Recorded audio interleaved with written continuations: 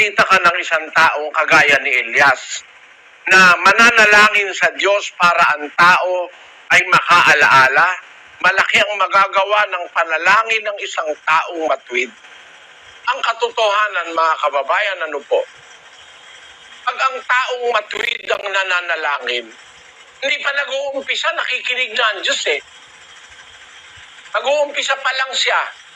No? Bago pa lang siya mag-uumpisang manalangin, basahin natin ang 65:24 ng Isaias.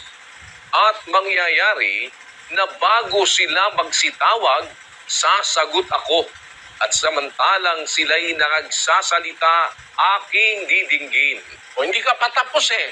Nagsasalita ka pa lang, didinggin na. Pangako po ito ng Diyos na mabait.